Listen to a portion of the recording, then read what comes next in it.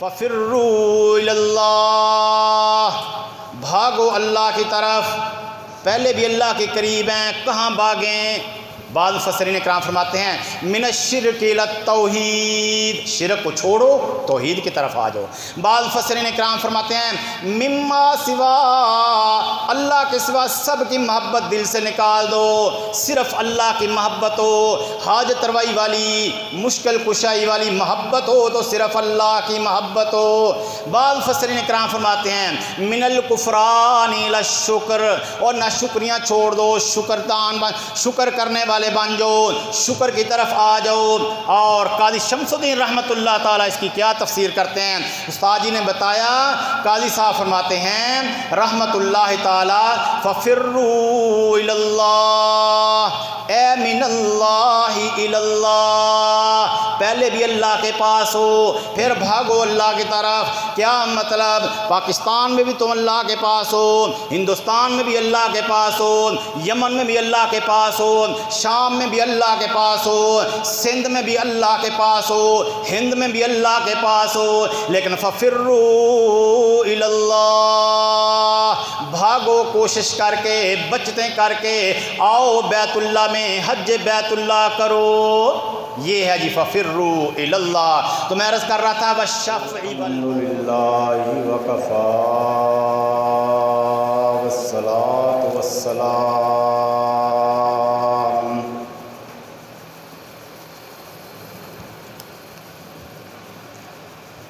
والصلاة والسلام علی من لا نبی بعدہ،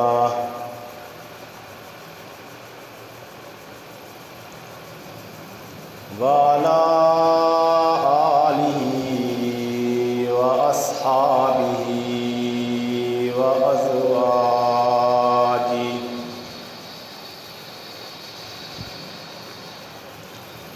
وأہل بیتہ وأحبائہ۔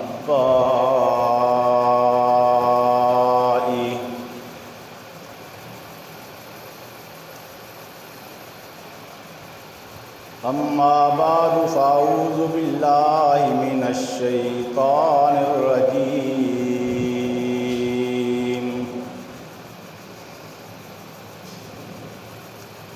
بسم اللہ الرحمن الرحیم۔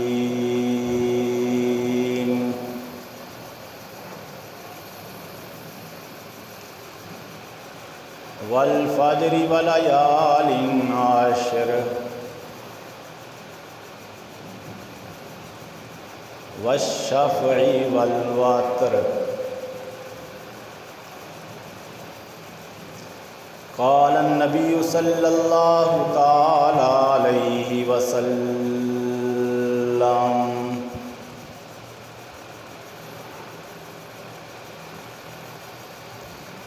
من حج فلم یرفث ولم یفسق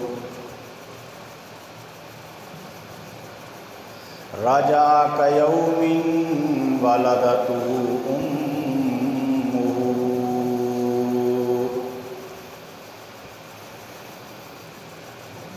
او کما قال النبی صلی اللہ تعالی علیہ وسلم،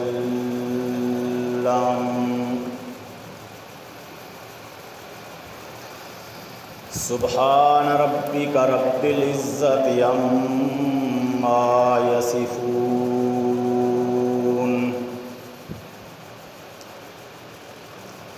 وسلام علی المرسلین،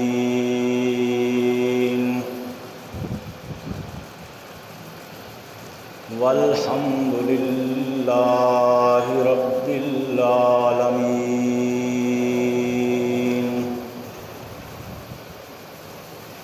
درود شریف پڑھنے لگے۔ اللہم صلی علی بلد محمد فی البلاد،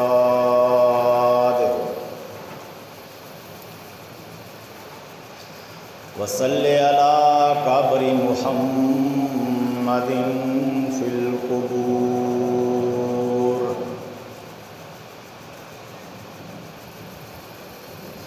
وصلی علی روح محمد فی الارواح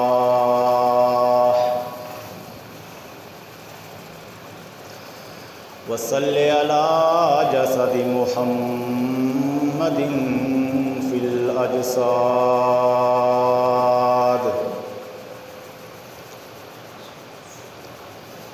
صلی اللہ تعالی علیہ وسلم۔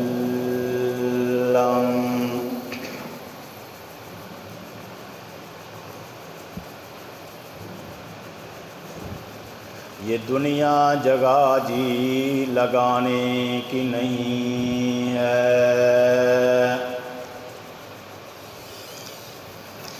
یہ دنیا جگہ جی لگانے کی نہیں ہے،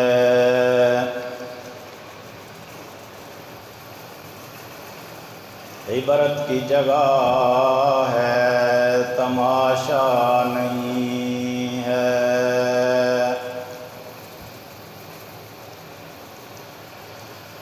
جاگنا ہے جاگ لے افلاک کے سایہ تلے،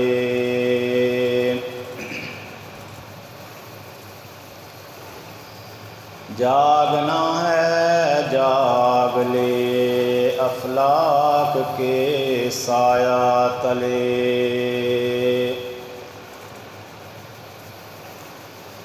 حشر تک سونا پڑے گا خاک کے سایہ تلے،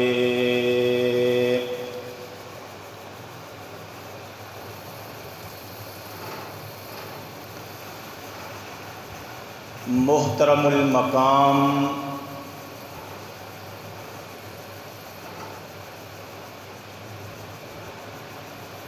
استاد المکرم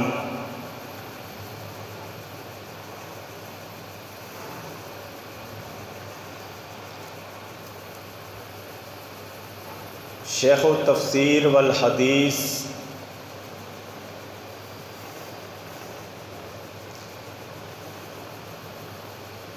مولانا حبیب الرحمن فاروقی سلمہ اللہ الی یوم المیزان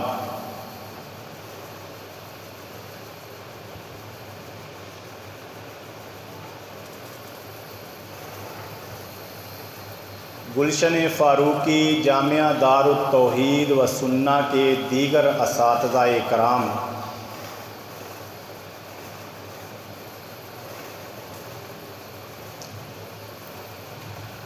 طلباء کرام، دیگر سامعین کرام،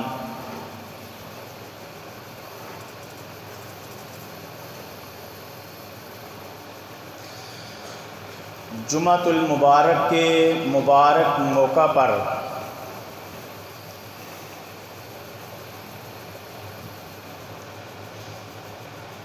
ذمہ دار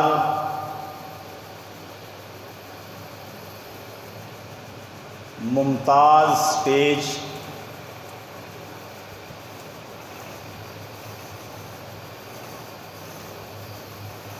اور اتنی بڑی مسند پر جس پر استاذی کے ہوتے ہوئے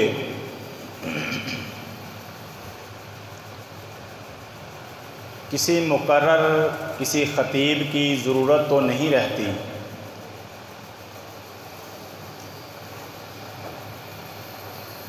مزید یہ کہ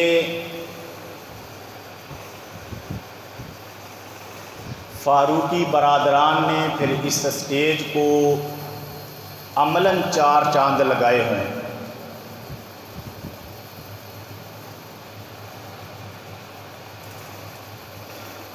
اس کے باوجود بڑے بڑے علماء کرام،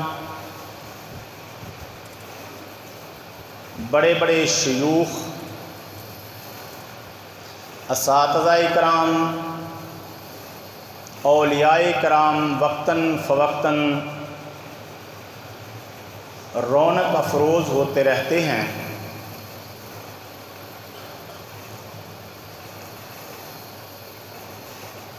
ایک طالب علم جس میں کوئی قابل ذکر خوبی بھی نہ ہو، نہ علمی طور پہ نہ عملی طور پہ،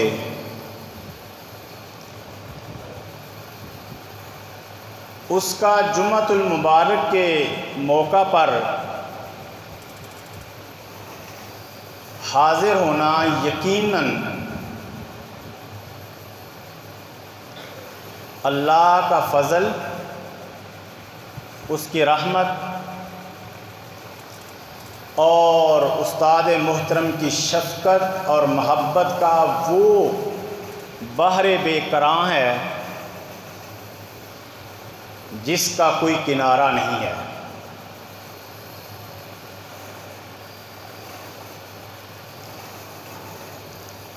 تقریر کرنا، خطاب کرنا، یہ تو علماء کرام کا کام ہوتا ہے۔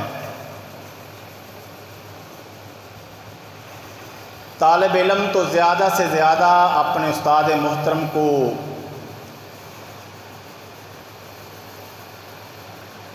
چند بے ربط الفاظ میں سبق ہی سنا سکتا ہے۔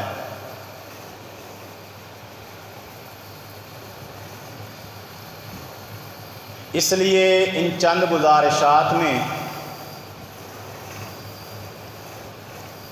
آپ کو یقیناً استاد محترم کا علمی رنگ، تقویٰ، خشیت الہی، للہیت،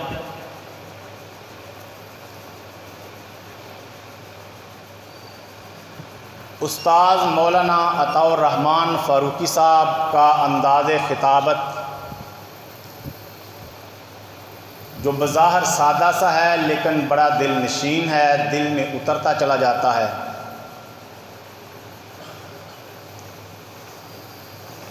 استاد مولانا ذل الرحمن فاروقی صاحب کا خلوص، استاد مفتی انعام الرحمن فاروقی صاحب کا انداز خطابت، چنی ہوئی باتیں بیان کرنا،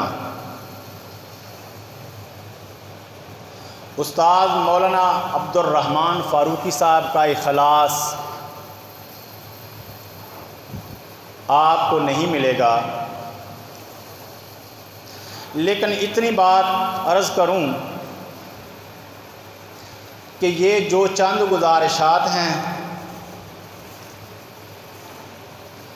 یہ اسی گھرانے کا اور اسی ادارے کا فیض ہے، اور یہ اس دور کی بات ہے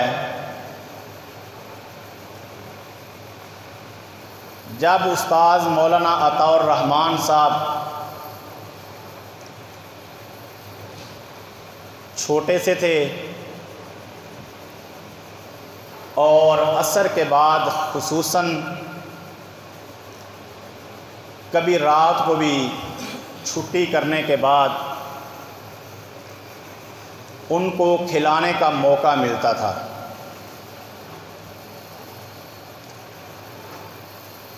یہ بات میں نے اس لیے عرض کی ہے کہ میں اگلی بات عرض کرنے لگا ہوں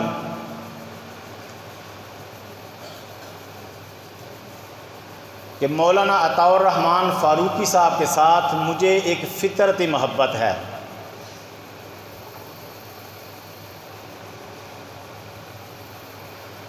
بغیر کسی چاہت کے ملاقات میں کچھ تاخیر ہو گئی، لیکن حضرت کے ساتھ مجھے طبی طور پہ محبت ہے۔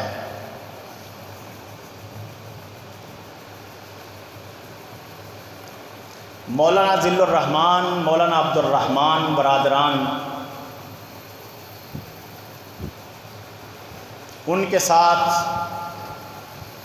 تعلق یہ ہے کہ استاد محترم کے لخت جگر ہیں، میرے لیے قابل احترام ہیں۔ محبت ان کے ساتھ بھی ہے.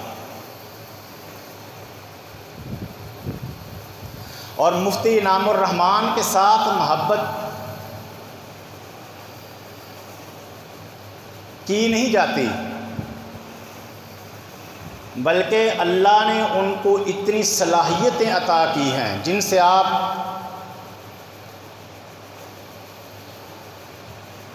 فائدہ اٹھاتے رہتے ہیں. اتنی صلاحیتیں عطا کی ہیں کہ تھوڑا سا آدمی منصف مزاج ہو تو ان کی طرف کھینچا چلا آتا ہے.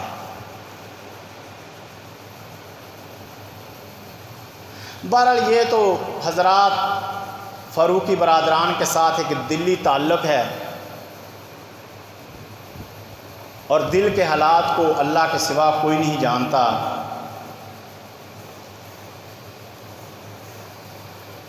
میں آپ کو عرض کروں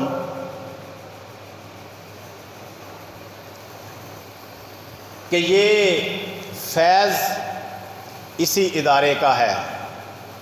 اس حوالے سے میں وہ عرض کر رہا تھا کہ یہ اس دور کی بات ہے. بہرحال چند گزارشات جو عرض کرنے کا ارادہ ہے، اللہ پاک آسانی فرمائے.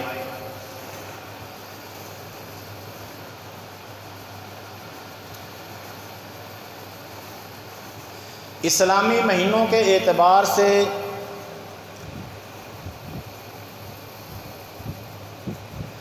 ذی قعدہ کا مہینہ اپنے اختتام کو پہنچ رہا ہے.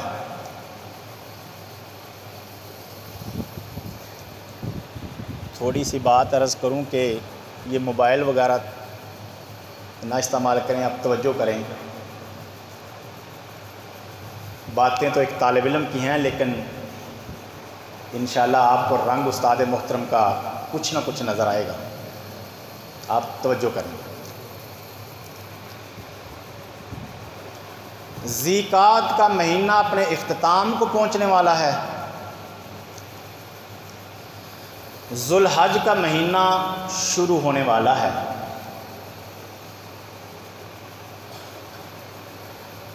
جس کے پہلے 10 دن 10 راتیں عشرہ ذو الحج بڑی عظمت اور فضیلت والا عشرہ ہے. آدمی کے گناہوں سے پاک ہونے کے حوالے سے اتنی تیز رفتار ہے کہ اتنی تیز رفتار برق کی نہیں، بجلی کی نہیں، طیاروں اور سیاروں کی نہیں. جتنی تیز رفتار گناہوں کے معاف کروانے میں، اللہ کو راضی کرنے میں، عشرہ ذو الحج میں عمل کی اور عبادت کی رفتار ہے. جو آدمی یہ دن بھی غفلت میں گزار دیتا ہے، یا تو اس کو قیامت کا علم نہیں، یا پھر آخرت میں نیکیاں کیا حیثیت رکھیں گی، گناہوں سے بچنا کیا حیثیت رکھے گا، اس کا اس کو علم نہیں ہے. یا پھر غفلت ہے، سستی ہے، ایمان کی کمزوری ہے.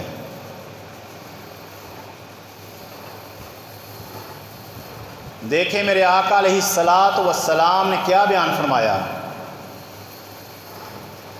فرمایا عشرہ ذی الحجہ ایک دن کا روزہ رکھنا سال بھر کے روزوں کے برابر ثواب ملتا ہے. کتنی عظمت ہے، کتنی فضیلت ہے. قرآن مقدس کیا بیان کرتا ہے، والفجر ولیال عشر، قسم ہے فجر کی، یوم نحر مراد ہے، قربانی کا دن. قسم ہے 10 راتوں کی، مراد اس سے عشرۂ ذوالحج کی پہلی 10 راتیں ہیں۔ طلباء کرام تشریف فرما ہیں، آپ بھی انشاءاللہ بات سمجھیں گے۔ ایک سوال پیدا ہوتا ہے، علماء کرام بیان کرتے ہیں کہ رمضان مبارک کا آخری عشرہ بڑی عظمت والا ہے۔ ادھر بیان ہوتا ہے کہ ذوالحجہ کا پہلا عشرہ بڑی عظمت والا ہے۔ اس میں تضاد نہیں ہے۔ جواب اس کا یہ ہے، رمضان مبارک کا آخری عشرہ عظمت والا ہے لیلۃ القدر کی وجہ سے، رات کی وجہ سے۔ ذوالحجہ کا پہلا عشرہ عظمت والا ہے 9 عرفہ کی وجہ سے، دن کی وجہ سے، کہ جس دن حجاج اکرام حج بیت اللہ کا رکن اعظم ادا کرنے کے لیے میدان عرفات میں جمع ہوتے ہیں۔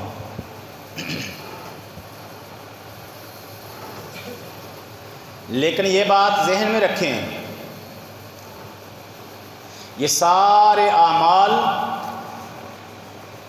اس وقت کام آئیں گے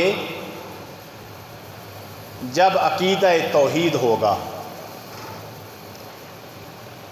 عقیدہ توحید ہوگا، سارے اعمال اللہ کے ہاں مقبول ہوں گے۔ گناہوں سے بچنا اللہ کے ہاں مقام ہوگا۔ عقیدہ توحید نہ ہوا، قرآن مقدس کیا بیان کرتا ہے؟ کرمادی اشتدت بہ الریح، حج کر کے آ گیا، لوگوں نے حاجی کہا، کرامات، نماز، روزہ، زکوٰۃ، جہاد، درس و تدریس، انفاق فی سبیل اللہ، اللہ کے راستے میں نکل کر لوگوں کو دعوت دینا توحید کی طرف۔ اگر عقیدہ درست نہیں ہے، قرآن کہتا ہے کرامات راکھ ہیں، راکھ ہیں، راکھ ہیں۔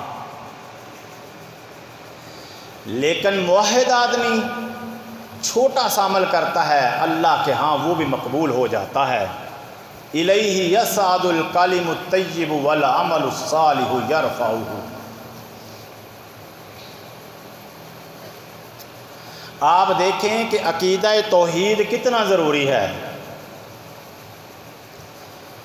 بیت اللہ کی تعمیر کرنا، بیت اللہ کا متولی ہونا، بیت اللہ کی صفائیاں کرنا، باہر سے آنے والے حاجیوں کو ستو پلانا۔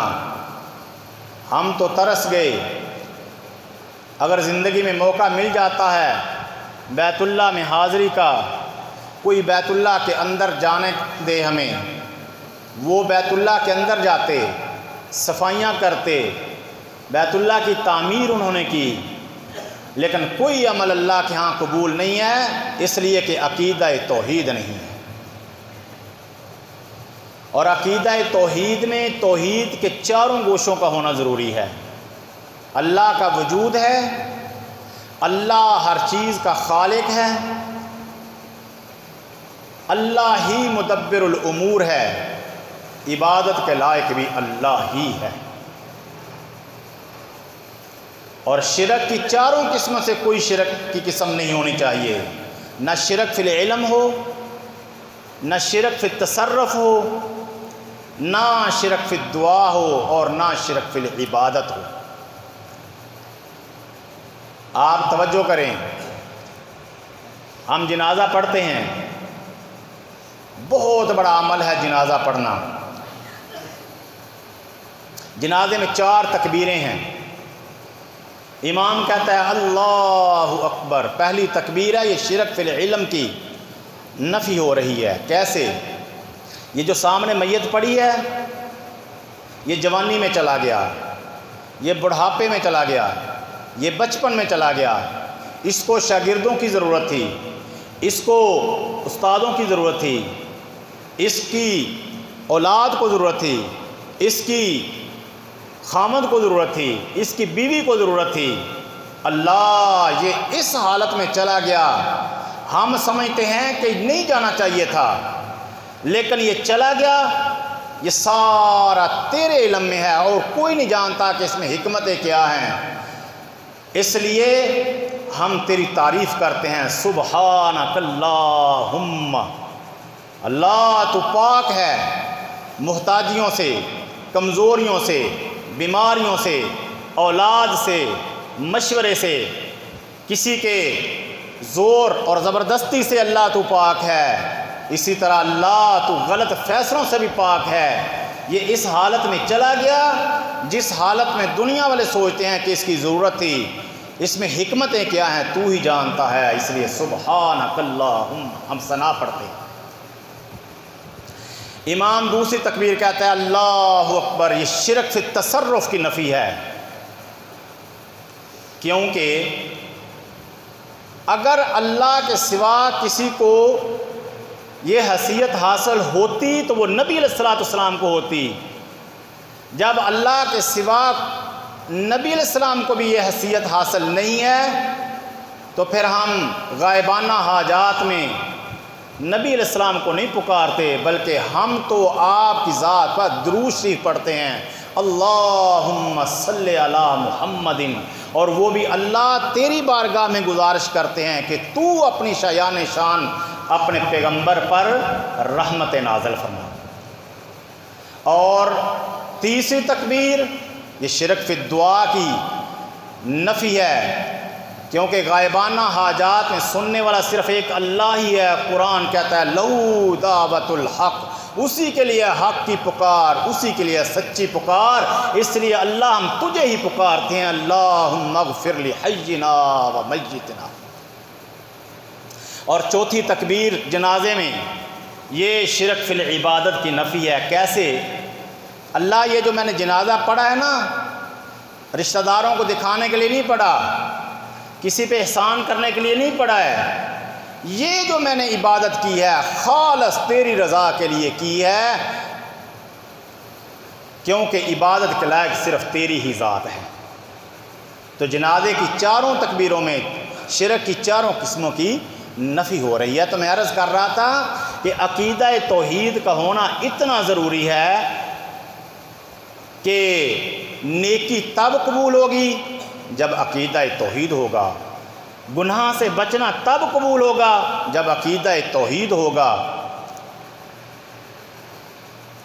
اور عقیدہ توحید نہیں ہوگا پھر قرآن کہتا ہے حبطت اعمالہم فلا نقیم لہم یوم القیامت وزنا، سارے اعمال ضائع ہو چکے ہیں، فلا نقیم لہم یوم القیامت وزنا، قیامت کے دن ہم ترازو ہی نہیں اٹھائیں گے۔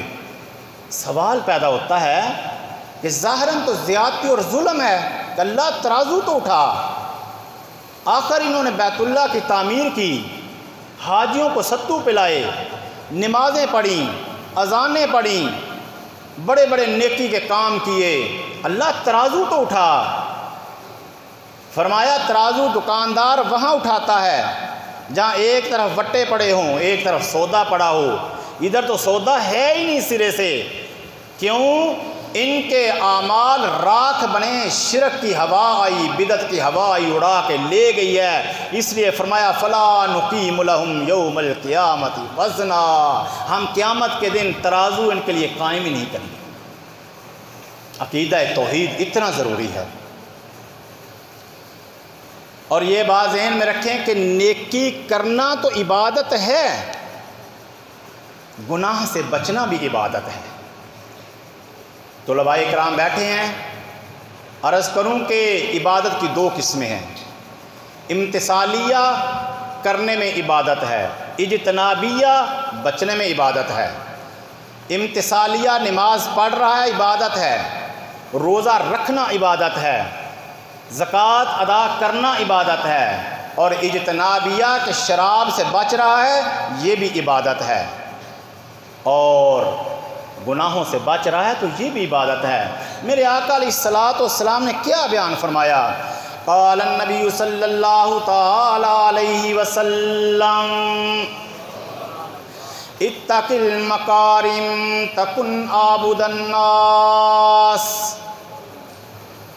حرام کاموں کو حرام سمجھ ان سے بچ جا، تکن عابد الناس، بہت بڑا عابد بن جائے گا۔ میرے آقا علیہ السلام نے کیا بات سمجھائی ہے؟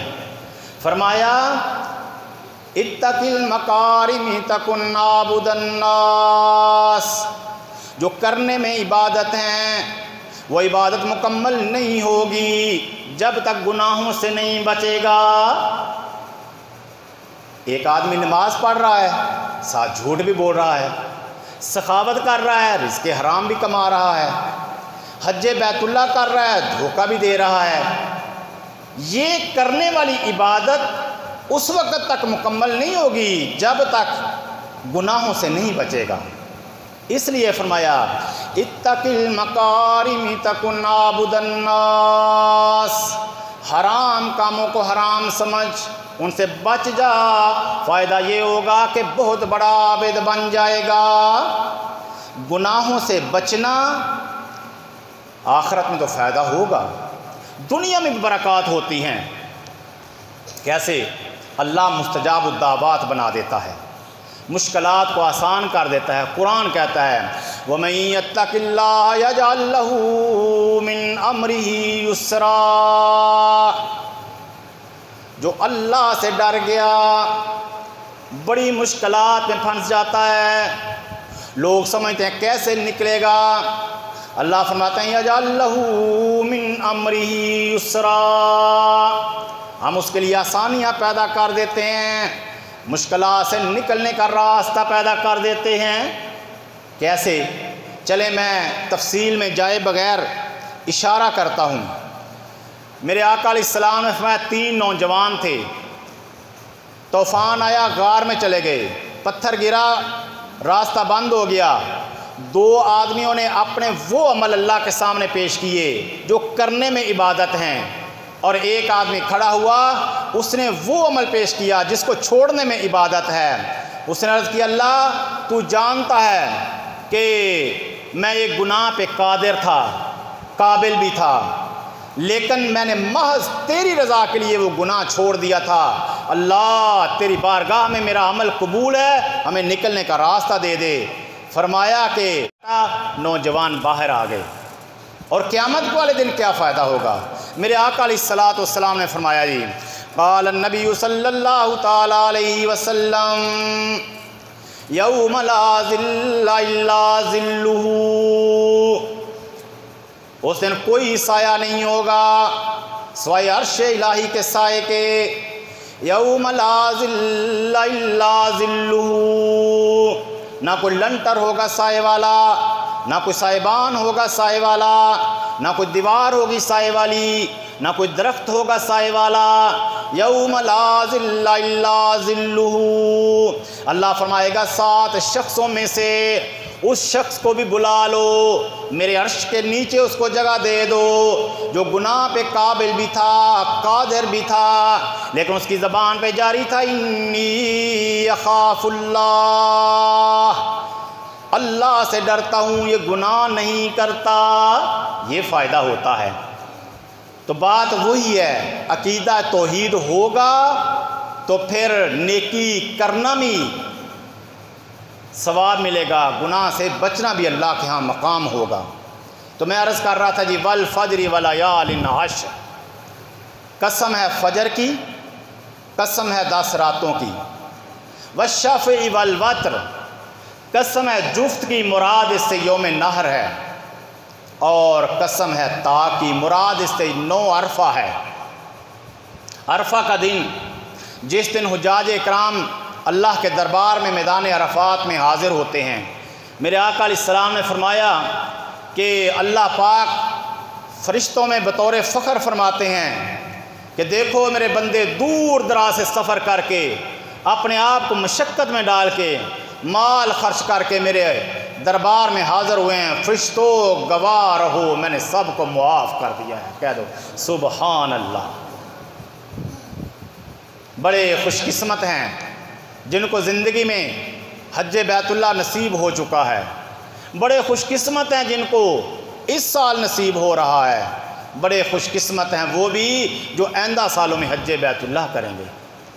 لیکن ساتھ ساتھ یہ بات بھی ہے، اگر حج فرض ہے، آنے جانے کا خرچہ ہے، اہل و عیال کے لیے خرچہ ہے، نہیں حج کیا یا نہیں جا رہا ہے، میرے آقا علیہ السلام نے فرمایا مرے گا یہودی ہو کے مرے گا یا نصرانی ہو کے مرے گا۔ اتنی سختی کیوں؟ اس کی وجہ کیا ہے؟ وجہ یہ ہے کہ میں یا آپ کسی دوست کو دعوت دیتے ہیں اور خلوص کے ساتھ دعوت دیتے ہیں، وہ نہیں آتا ہے، کتنا انسان کے ذہن پہ بوجھ ہوتا ہے، یار میں نے اتنے خلوص سے بلایا وہ آیا ہی نہیں ہے۔ رب کائنات جس پہ حج فرض کرتے ہیں اس کو دعوت دے رہے ہیں کہ آ میرے گھر میں آ جا اور انعام و اکرام لے لے، وہ کہتا ہے میری فلاں پریشانی فلاں پریشانی۔ میرے آقا علیہ السلام نے فرمایا کہ پھر اللہ کو کوئی پرواہ نہیں ہے کہ وہ یہودی ہو کے مرے یا نصرانی ہو کے مرے۔ بعض لوگ کہتے ہیں ہم اتنے گناہگار ہیں، کیسے جائیں بیت اللہ میں، کیسے اللہ کے سامنے حاضر ہوں؟ مثال ان کی اس طرح ہے، ایک آدمی کہے یار تم میلا کچیلا ہے، یہ نہر ہے، یہ دریا ہے، اس میں غسل کر لے پاک صاف ہو جائے گا۔ کہتا نہیں میں پہلے نلکے پہ نہاؤں گا پھر یہاں آؤں گا۔ تو ہر عقل مند آدمی اس کو کہے گا اللہ کے بندے وہ ٹھاٹھے مارتا ہوا پانی ہے، تیری میل کچیل اس میں کیا حیثیت رکھتی ہے؟ تو کہتا ہے پہلے نلکے پہ نہاؤں گا پھر آؤں گا۔ ہاں یہی بات ہے، وہاں حرمین شریفین میں اللہ کی رحمتوں کا ٹھاٹھے مارتا ہوا سمندر، میرے اور آپ کے گناہ اس میں کیا حیثیت رکھتے ہیں؟ قرآن کیا کہتا ہے؟ ان الحسنات یذہبن السیئات، نیکیاں گناہوں کو مٹا دیتی ہیں۔ بلکہ اللہ کا ایک قانون یہ بھی ہے فَأُولَٰئِكَ يُبَدِّلُ اللَّهُ سَيِّئَاتِهِمْ حَسَنَاتٍ، بہت خوش قسمت ہیں جن کے حج اور عمرے میں گناہ معاف ہو جاتے ہیں۔ اور ایک اللہ کا قانون یہ ہے کہ وہ بھی بڑے خوش قسمت ہیں اور ان کی قسمت کا بھی کوئی ٹھکانہ نہیں ہے کہ گناہ معاف ہو گئے، گناہوں کی جگہ پہ اللہ نیکیاں تحریر کرا دیتا ہے۔ فَأُولَٰئِكَ يُبَدِّلُ اللَّهُ سَيِّئَاتِهِمْ حَسَنَاتٍ، اور یہ مقام ملا صحابہ اکرام رضوان اللہ تعالی علیہم اجمعین کو، بدلت سیئاتکم حسنات، میرے لاڈلے پیغمبر میں نے تیرے لاڈلے یاروں کے گناہوں کو نیکیوں کے ساتھ تبدیل کر دیا ہے۔ اس لیے وَكُلًّا وَعَدَ اللَّهُ الْحُسْنَىٰ، ہر ایک کے ساتھ جنت کا وعدہ ہے۔ فتح مکہ سے پہلے ایمان لانے والے، فتح مکہ کے بعد ایمان لانے والے، میرے لاڈلے پیغمبر یہ سارے ہیرے ہیں، سارے موتی ہیں، سارے جوہر ہیں، سارے نایاب ہیں۔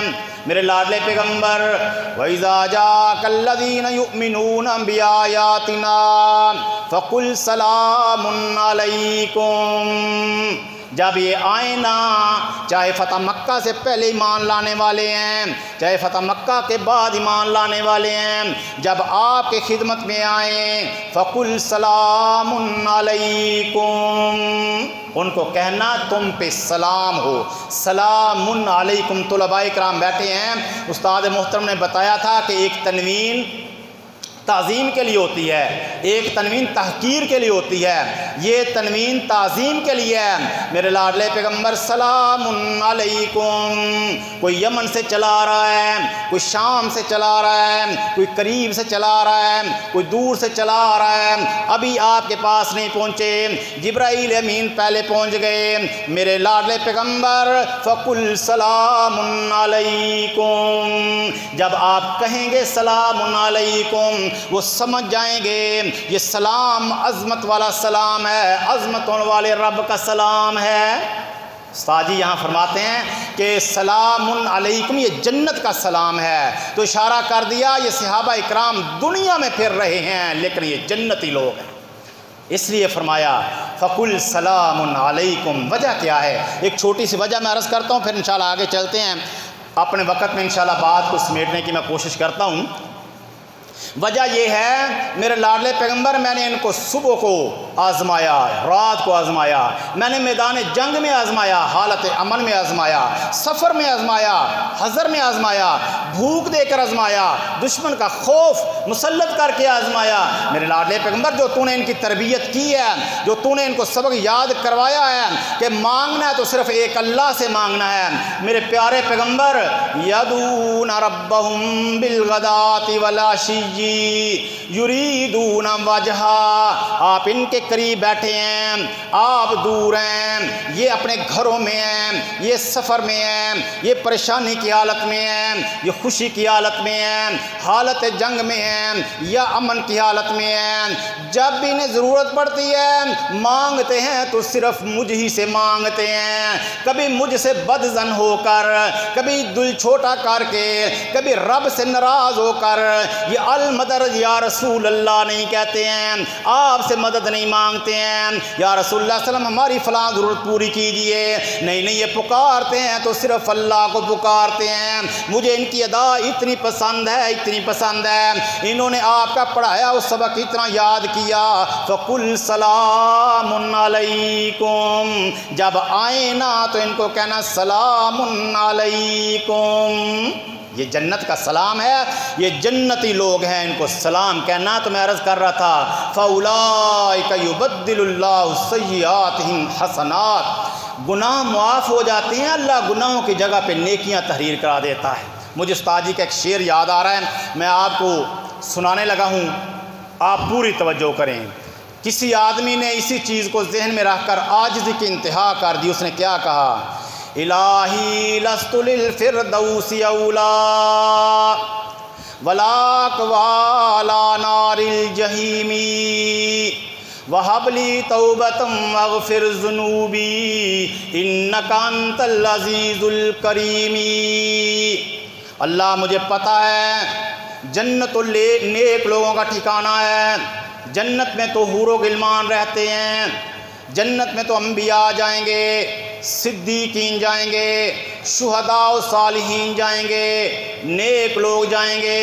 الہی لست للفردوس اولا، اللہ میں جنت میں جانے کے قابل نہیں، اتنا گناہ گار ہوں، لیکن اللہ اگلی بات بھی ہے نا، ولا اقوالا نار الجحیم، میں جہنم کی ہیٹ بھی تو برداشت نہیں کر سکتا، جہنم کا عذاب بھی تو برداشت نہیں کر سکتا، جہنم کی سختیاں بھی تو برداشت نہیں کر سکتا۔ تکاد تمیز من الغیظ، قریب ہے کہ پھٹ جائے غصے کی وجہ سے۔ میرے بندے کیا چاہتا ہے؟ وَهَبْ لِي تَوْبَةً وَاغْفِرْ ذُنُوبِي، اللہ تیرا قانون یہ ہے کہ تو گناہوں کو معاف کر دیتا ہے، بڑی خوش قسمتی ہے، لیکن تیرا ایک قانون یہ بھی ہے تو گناہوں کی جگہ پہ نیکیاں تحریر کرا دیتا ہے، مجھ پہ وہ قانون جاری کر دے۔ کیوں؟ اِنَّكَ أَنْتَ الْعَزِيزُ الْكَرِيمِ، تو یہ ہے جی فَأُولَئِكَ يُبَدِّلُ اللَّهُ سَيِّئَاتِهِمْ حَسَنَاتٍ، فرمایا کہ گناہ معاف ہو جاتے ہیں، اللہ گناہوں کی جگہ پہ نیکیاں تحریر کرا دیتا ہے۔ نبی علیہ الصلوۃ والسلام نے ایک دعا دی حجاج اکرام کو، میں وہ عرض کرتا ہوں انشاءاللہ پھر قریب ہوتے ہیں بات مکمل کرنے کے۔ نبی علیہ السلام نے دعا دی، اگر حاجی صرف یہ دعا حاصل کرنے کے لیے حج کر لے تو بڑی خوش قسمتی ہے، اللہ سب کو نصیب فرمائے۔ میرے آقا علیہ السلام نے کیا فرمایا؟ اللہم اغفر للحاج، اے اللہ حاجیوں کی مغفرت فرما دے، حاجیوں کو معاف کر دے۔ اتنی بات ہوتی نا جی، یہاں تک رہتی تو پھر ہم پریشان ہو جاتے کہ ہم تو حج پہ نہیں جا سکے، لیکن میرے آقا علیہ الصلوۃ والسلام رحمت للعالمین ہیں، انسانوں کے لیے بھی، حیوانوں کے لیے بھی، جانوروں کے لیے بھی، مزدوروں کے لیے بھی، فرشتوں کے لیے بھی، जिब्राईल अमीन अर्ज़ की, अल्लाह के पैगम्बर आप रहमतुल लिल आलमीन हैं, आपकी रहमत से हमें भी हिस्सा मिला है। कैसे जिब्राईल अमीन? जिब्राईल अमीन अर्ज़ की, अल्लाह के पैगम्बर मेरे सामने इबलीस मलऊन हुआ, रब्बे कायनात ने जलाल में फरमाया इन्ना अलैका लानती इला यौमिद्दीन। मैं उस दिन से कांप रहता था कि जिब्राईल पता नहीं तेरा अंजाम कैसा होगा। लेकिन जब आप तशरीफ़ लाए, कुरान का नुज़ूल शुरू हुआ, जब मैं ये आयत लेकर आया, इन्नहु लक़ौलु रसूलिन करीम ज़ी कुव्वतिन इंदा ज़िल अर्शि मकीन मुताइन सम्मा अमीन, जब ये आयत लेकर आया मुझे तसल्ली हो गई कि जिब्राईल तेरा अंजाम अच्छा होगा। अल्लाह के पैगम्बर आपकी रहमत से हमें भी हिस्सा मिला। तो नबी अलैहिस्सलाम ने दुआ दी है जी, अल्लाहुम्मा अग़फ़िर लिल हाज, फिर फरमाया वलिमन इस्तग़फ़र लहुल हाज, अल्लाह जिसके लिए हाजी दिल से दुआ कर दें उनकी भी मग़फ़िरत फरमा दे। ये मेरे आका अलैहिस्सलातु वस्सलाम की रहमत है, शफ़क़त है, आप रहमतुल लिल आलमीन हैं। तो अल्लाह पाक जिन हज़रात ने हज्ज बैतुल्लाह किया है, जो करने के लिए गए हैं, आइंदा सालों में जाएंगे, अल्लाह सब का हज कबूल फरमाए। और कबूल होने में कोई शक नहीं अगर रिज़्क़ हलाल हो, क्योंकि नबी अकरम सल्लल्लाहु ताला अलैहि वसल्लम ने दुआ दी है।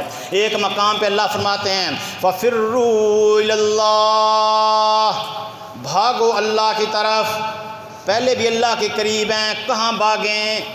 बाद मुफ़स्सिरीन इकराम फरमाते हैं मिनश्शिर्क इला तौहीद, शिरक को छोड़ो, तौहीद की तरफ आ जाओ। बाद मुफ़स्सिरीन इकराम फरमाते हैं मिम्मा सिवा, अल्लाह के सिवा सब की मोहब्बत दिल से निकाल दो, सिर्फ़ अल्लाह की मोहब्बत हो, हाजत रवाई वाली, मुश्किल कुशाई वाली मोहब्बत हो तो सिर्फ़ अल्लाह की मोहब्बत हो। बाद मुफ़स्सिरीन इकराम फरमाते हैं मिनल कुफ़रान इला शुक्र, और ना शुक्रियाँ छोड़ दो, शुक्र करने वाले बन जाओ, शुक्र की तरफ आ जाओ। और काज़ी शमसुद्दीन रहमतुल्लाह ताला इसकी क्या तफसीर करते हैं, उस्ताद जी ने बताया, काज़ी साहब फरमाते हैं रहमतुल्लाह ताला फ़फ़िर्रू इलल्लाह ए मिनल्लाहि इलल्लाह, पहले भी अल्लाह के पास हो, फिर भागो अल्लाह की तरफ।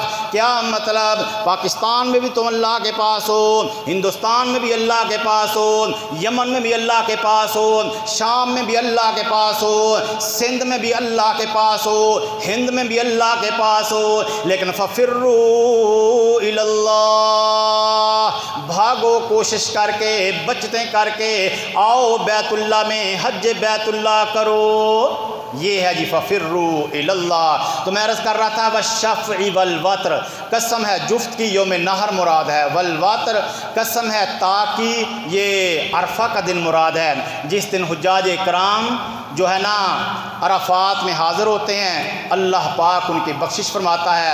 नबी अलैहिस्सलाम की दुआ के मुताबिक जिसके लिए हाजी मांगते हैं अल्लाह पाक उनकी भी मग़फ़िरत फरमा देता है। अल्लाह पाक मुझे आपको अमल करने की तौफ़ीक़ अता फ़रमाए। वमा अलैना इल्लल बलागुल मुबीन।